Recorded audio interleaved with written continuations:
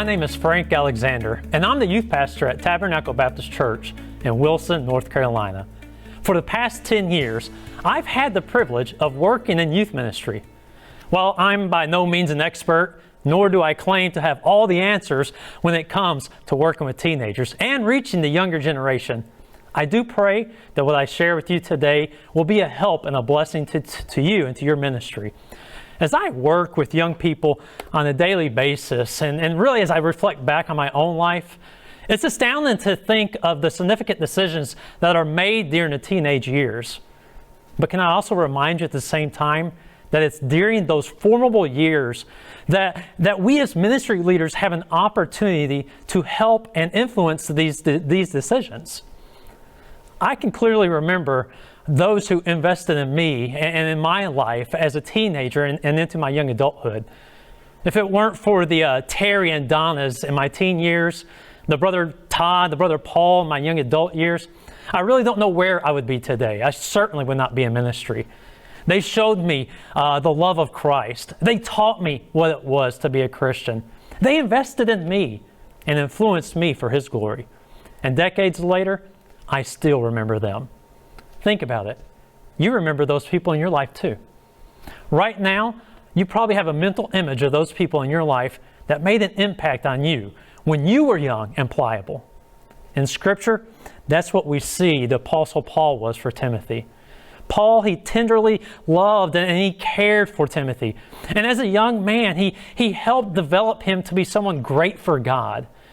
It's my prayer that you and I would be a Paul in our ministries as we learn how to connect and to communicate, as well as use the tools that God has given us to reach the younger generation as Paul did. And so I want to share with you some critical components, yet I hope some practical ways at the same time, to reaching the younger generation. And the first component I'd like to share with you, as you can see, is simply that we need to be passionate and godly youth leaders. Passionate and godly youth leaders. It starts with us. Youth leaders who are not passionate about the work of the Lord and that aren't pursuing a life of godliness and of biblical priority in their lives are ill-equipped to be leaders of young people. Quite simply, we cannot lead people to be what we are not. Nor can we effectively lead people to do what we refuse to do ourselves. You know, I've heard it been said that, what often gets sacrificed in the business of ministry and our schedules isn't our to-do list, but it's our hearts. As youth leaders, our time with the Lord and our passion for Him has to be foremost. As I think about the younger generation and teenagers, and the funny thing about them is this: they are really good at spotting someone that's putting on a facade. Somebody that, a hypocrite, if you would, outside of themselves maybe, but they're really good at spotting that. And when they do, they completely shut them down. So if you and I are going to effectively connect and communicate with teenagers, then we must be passionate and pursuing a life of godliness in our own lives. The second component is a ministry strategy. With that, first is mentorship. When I think about the Apostle Paul, although he influenced thousands of people over the course of his ministry, he only mentored a few, Timothy being one of them. The same would be true for Jesus Christ during His earthly ministry. The point is, we are all humanly limited in our ability to impact others. We cannot be all things to all men, nor can we be at all places at all times. With the Lord's help, we must strategically determine whom we will influence given our limited reach, and then develop other mentors whom can come alongside us so that our youth groups can be organized sufficiently so that every teen has a legitimate spiritual mentor. So let me ask you, does your ministry have a structure in place whereby every single teenager is accounted for and cared for? Who writes Thomas a note when he misses Sunday school? Who text messages Ashley to ask her how she is doing on her devotions? Which youth leader prays every day for Ryan's prayer request? With mentorship in place, this can be done. And Lord willing, we'll stop teenagers from falling through the cracks. You know, it's here in mentorship where a lot of the fun stuff in youth ministry happens. The throwing the ball around, the playing a game, attending the sports events and music recitals and so forth. You know, there's a purpose for it. It's investment. Investing in their lives. And while we'll do this, you know, in a group at times, can I say the best investment is done in a one-on-one relationship? And so you want to get together one-on-one with each of the teens in your group. Have lunch with them. Visit them personally. Invite them to join your family for a dinner one night. Just do something where they know that they are special and that you are able to invest in them one-on-one. When we invest into our teens, the dividend on the back end is influence. You have invested relationally into them. And so then you have influence and you can then speak truth into their lives. You know, most any time, you know, if you have a teen that you've never invested into and you try to speak truth into their lives, it's not going to go very well. You've heard the old saying, people don't care how much you know until they know how much you care. So we have a ministry strategy for mentorship. But secondly, we need to have a ministry strategy for reaching new teens. Do you have a ministry strategy when it comes to reaching new teenagers? I'd like to give you just some very practical ways that you can reach out into your community in order to do just this. I have 6 ways, and there's so many other ways, but the first one is simply just having open youth activities. We all have youth activities, you know, probably on a regular monthly basis. And a great way to reach new teens is to make these open and encouraging your teenagers to invite their friends, to invite their classmates, to invite the lost friends in their neighborhood, having them open. Another strategy to reaching new teenagers is getting into the public school and having a public school Bible club. Let me encourage you to connect with your local public schools and get in there if you can. Another way is simply ministering to the sports teams. Here at Tabernacle, one of the great things that we've been able to do is to minister to the football teams at the local high school, or maybe a basketball team, and just maybe it's feeding them a meal before a game, and giving a devotion and things of that nature. And it's astounding how they love when somebody comes and ministers to them. And so you can do that. And let me encourage you, it's a way of reaching new teens. Another way is just having an open gym night. If the Lord has blessed you with a gymnasium as a part of your ministry and church, let me encourage you to open that up to the community. Again, something we've done here, we've seen just countless teenagers coming who would never have come into our doors before if it wasn't for just opening our doors for them to come and play ball. Maybe you don't have a gym, but you could put a basketball goal out in the back parking lot. Again, just thinking of strategic ways that you can reach out to your community. Another way I thought of is camps. Camp to me is not just for our teenagers, but it's also an opportunity to reach out and encourage our teenagers in our youth department to invite their lost friends, for them to come to camp as well. And then lastly, I put this a teen outreach. This would be your teenagers, my teenagers, going out into the community, door to door, going to parks and going out into the community for a time of teen outreach for the purpose of reaching other teens. And so it's a ministry strategy to reaching teenagers. A ministry strategy when it comes to social media. Social media? Yes, social media. Let me give you some very practical ways that you can use social media in your church and in your ministry as well as a tool to reach countless, maybe even thousands of people. And so social media. One of the ways that we can use social media is just as a reminder. Social media is a great tool to remind your teenagers, remind your parents of things that you've been telling them about for weeks now.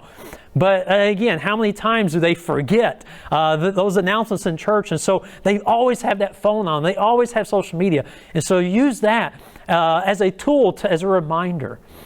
Another way we can use social media is for advertisements.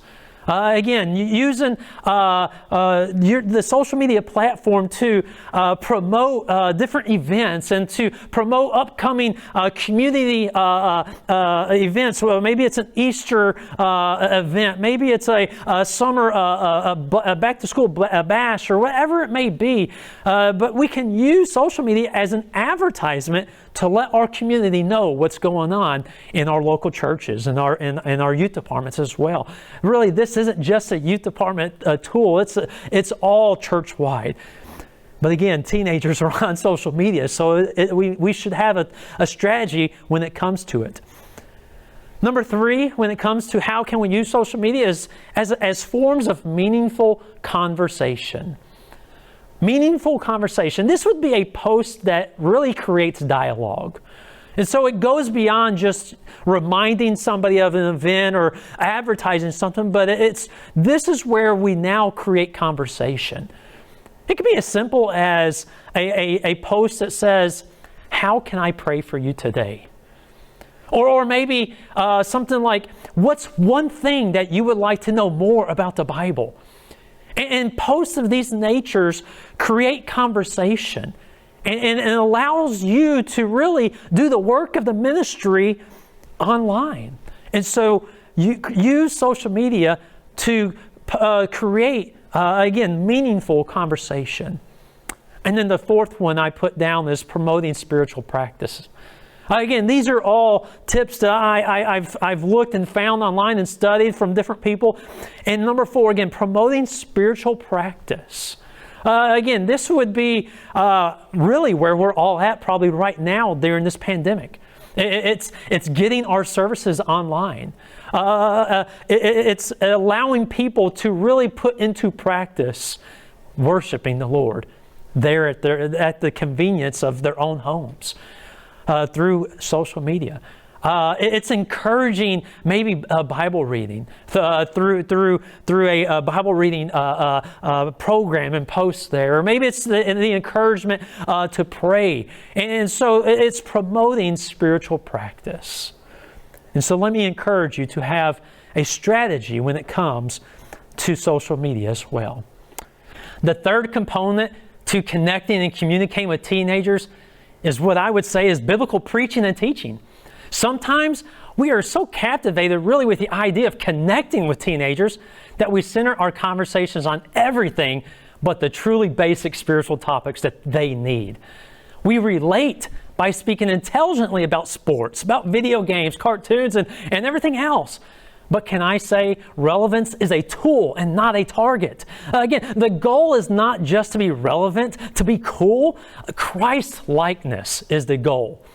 Concerning Generation Z, one of the defining characteristics of them is that they are considered post-Christian. And so we need to help them know how to live the Christian life in a post-Christian culture. One of the reasons so many of the millennials left the church and teens today aren't staying in church, I believe, is because they don't know what they believe. And so we need to be teaching them the truths and then rehearsing them every single year. The youth ministry has to prepare the teens for adulthood if they're going to stay in church. We have got to be teaching them what it is to have a real relationship with God. Again, spiritual depth. It's an internal, personal walk with God and not just an external appearance. If there's no spiritual foundation or depth, then they're going to go. They'll go and they'll find what to them is the most entertaining thing because they're basing all of their decisions really within their spiritual life on carnal motives and carnal reasons. When I was in Bible college, I was taught one thing. It's this: what you win them with is what you will keep them with. So if you win them with entertainment, then you're going to have to keep them with entertainment. And we can't compete with the world, and nor should we even try. But if you win them with a genuine walk with God, you'll keep them with a walk with God. And so biblical preaching and teaching is a must when it comes to connecting and communicating with teenagers. And my final component to reaching and connecting with teenagers, communicating with them, is giving them growth opportunities. I said shortly ago that one of the reasons teens are leaving the church is because they don't know what they believe. The other reason I believe is because, they are not serving. The teens need to be able to take in what they believe, but then also verbalize that as well. So I'd like to give you just some practical ways in which I believe that they can do just that. Again, 6 practical ways that teenagers can practice what they believe. Number 1 is have a teen takeover service. Again, a service where, the teenagers are leading in the music. The teenagers are leading in the prayers of the service. And if you've got a young man, training him up to be that young preacher boy, or, encouraging them to get in God's Word and allowing them to bring forth a message. It's an amazing service when you allow your teenagers to serve in what we would call a teen takeover service. And this is an opportunity for them to practice what they believe.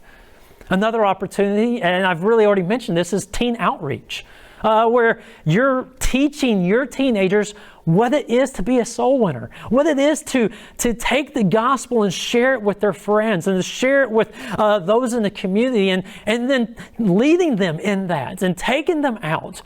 And these are just opportunities for them to practice. Missions trips. Another great opportunity. Again, I know not everybody has the finances to do some huge missions trip, but it doesn't have to be huge. Think local even. Maybe there's a smaller church that's just starting up across town that you and your youth department can go and be a blessing and help maybe in a vacation Bible school or something of that nature. My 4th one really is just that. It's helping with VBS in your own church and then in other churches, allowing the teenagers to get involved.